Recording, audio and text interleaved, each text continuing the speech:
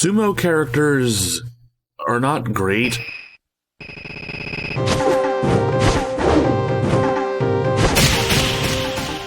It's safe to say that Street Fighter II's iconic cast of World Warriors provided the mold for every fighting game to come after it, creating the archetypes that we recognize even today.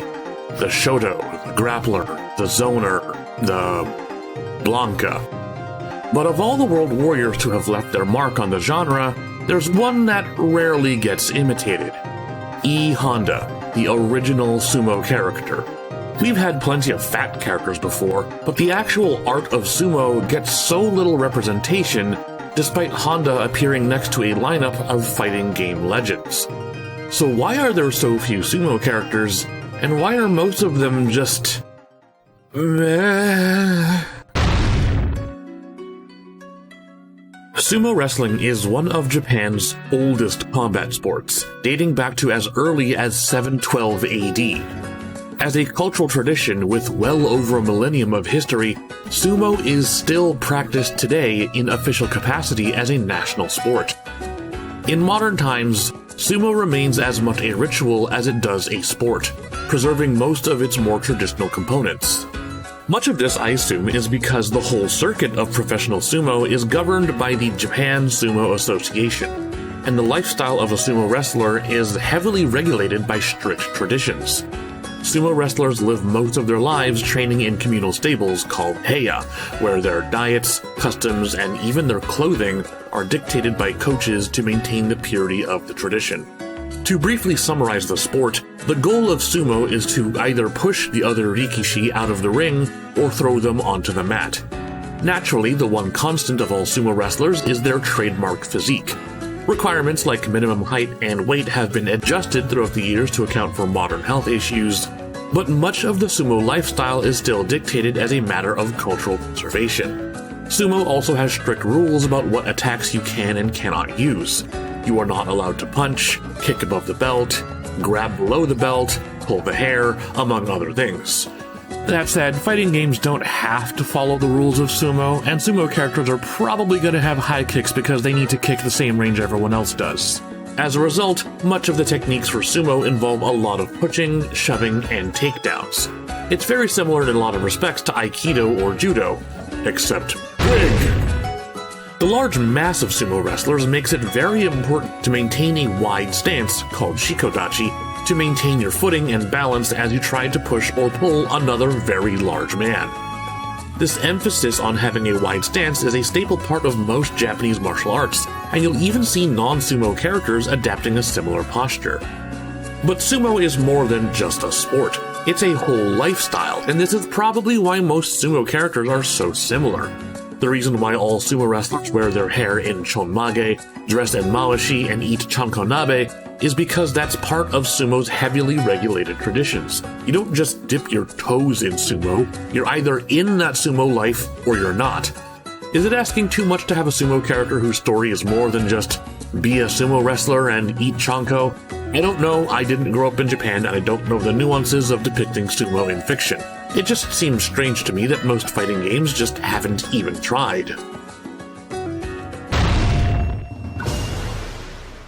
I dove really deep to try and find sumo characters in fighting games. I really did. I didn't come back with many. And I know some people have tried to make top 10 sumo listings, but I feel like most of them are a stretch. For the sake of discussion, here's what I have. Edmund Honda, the OG, Ganryu from Tekken, Taka Arashi from Virtua Fighter, Gon from Rival Schools, and Hinako Shijo from King of Fighters. I know Bo Raicho on Mortal Kombat uses sumo as one of his listed styles, but his primary fighting style is Drunken Fist, and they only gave him sumo because he's fat and gross. I also know there's some sumo guy from Bariki 1, but you'll have to trust me when I say you're really not missing much. Even from the top 5 most recognizable sumo characters I've found from popular fighting games, you can already see the problem. These 3 are basically the same character. They're just the same guy. I know some of you out there are going to point out whatever nuances or differences in story or whatever. I know Honda owns a bathhouse and Ganryu is a mega simp, but I also have 2 working eyes, and once you put these guys in the ring, they all become the same sumo man. And it's more than just visually, they're all just sumo men who love sumo and chankonabe. I said it once before in my Zangief video, but Honda is for some reason never allowed to develop as a character or engage with the story. Honda will never have a crisis to overcome, a lesson to learn, or a problem to resolve, either for himself or anyone around him. He's just there to be the sumo guy, and his only relation to other characters in the game is that he's the sumo guy. For f***'s sake, Edmund, you've known and fought Ryu and Ken for years, and that's the only thing you have to say to them. The only two exceptions from my picks are Gon and Hinako. Gon only barely escapes the sumo bucket because he's not wearing chonmage or mawashi, and there's at least a little more to Gon's life than sumo because he's not a sumo wrestler at all. He's a high school punk. But even still, Gon doesn't ever get to be an individualized character. He's just part of a trio, providing set dressing for a much cooler character. Hinako is the one character I'd regard as the single most unique sumo character in all of fighting games, and few people would disagree.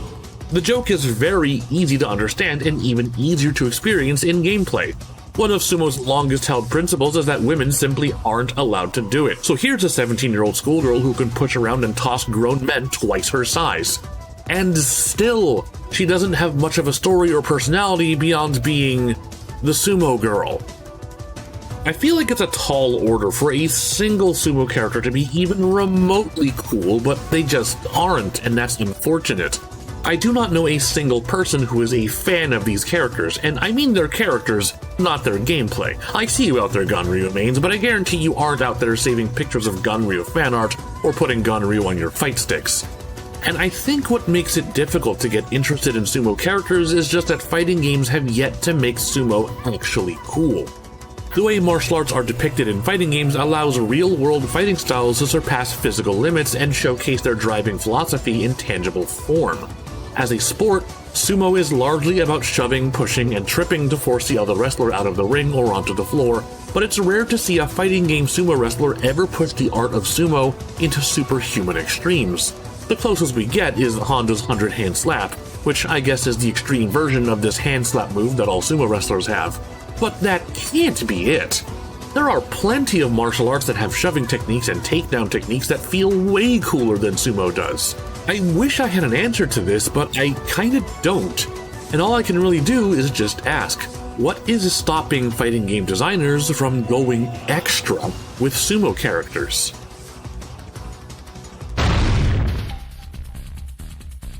I'm not claiming to be better at writing characters than the actual guys who make these games, but I'm going to entertain the idea of drafting up some plots for more interesting sumo characters. If anything, the bar has been set so low that it doesn't take a big stretch of imagination to jump it. Also, I don't live in Japan, and I only have a surface-level understanding of the culture, so maybe there are elements at play that I'm just unaware of. Maybe it's taboo to depict a traditional sumo wrestler who doesn't adhere to historical values. I don't know. Anyway, here's some ideas. A sumo wrestler who is involved with the Yakuza. Perhaps he was at one point an accomplished rikishi who got involved in some collusion schemes, and since then he's fought his way to the top, and now he's the kingpin Yokozuna. Maybe he retired from the sumo life to pursue a full-time crime career and kept his sumo girth and technique. Or maybe he's simply so powerful and influential that he has the entire sumo association in his pocket, and they simply can't stop him from taking the Yokozuna title despite his known Yakuza ties. Visually, it might be intimidating to see this big sumo guy with a fierce Yakuza scowl and a whole body of tattoos.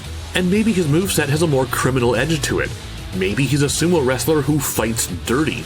I think there's definitely room for an evil sumo man in the world of fighting games to serve as a source of conflict. Granted, this plot point might strike too close to home, as the Japan Sumo Association has had some trouble with the Yakuza since as recently as 2010. But we write about criminals all the time because they're interesting, and there's plenty of room to explore this avenue. If crime sumo guy is too taboo, then how about something more down to earth? The Gaijin sumo wrestler. Born a foreigner but raised in Japan, this starry-eyed Gaijin loves the tradition of sumo and aspires to be the next Yokozuna. This doesn't stray too far from the standard of, I'm Mr. Sumo Man, but there is potential for a conflict to overcome, namely, how his foreign blood might not gel with the more traditional sumo orthodoxy. He might face prejudice as a foreigner trying to dip his toes into a time-honored Japanese tradition, and he may have to step up and prove to his detractors what it is he loves about the art of sumo. A confession that is strangely absent from most other sumo characters. Man, Hinako was such a good idea that went nowhere. Let's add some depth. We're starting from basically the same template. 17-year-old girl loves sumo and practices the sumo art and wants to be a big sumo wrestler someday because she loves it that much. Problem: traditionally, women can't become professional sumo wrestlers. That doesn't slow her down, and she's motivated to prove everyone wrong. Second problem: no matter how much she eats, she can't put on the weight to be a sumo wrestler because her anime girl metabolism keeps her thin and pretty. So she's got the technique, but not the body mass, kind of like a reverse Bob. This gives an ever-present goal for our character that she will never be able to overcome because of comedic irony. And yes, this is still as much of a joke as regular Hinako, but at least it's a joke with a direction and room for character growth and conflict. I didn't really expect to get this in-depth with the topic because I'm not really partial to sumo wrestling at all.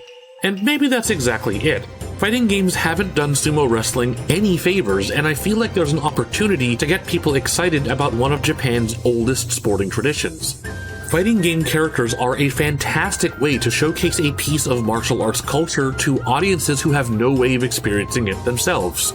And unfortunately for sumo, I think it's too late to make that impact. Popular culture in the West has kind of treated sumo as a joke, and since sumo is somewhat secluded in its tradition, there's very little it can do to win over new audiences.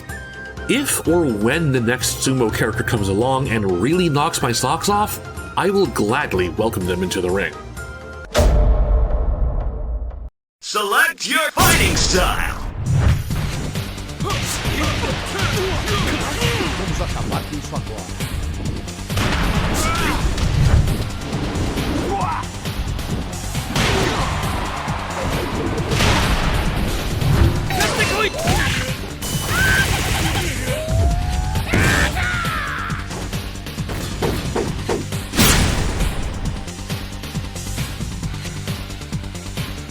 That's all for today's advertorial. Don't forget to give this video a like and leave a comment if you've got any thoughts about sumo wrestling and fighting games.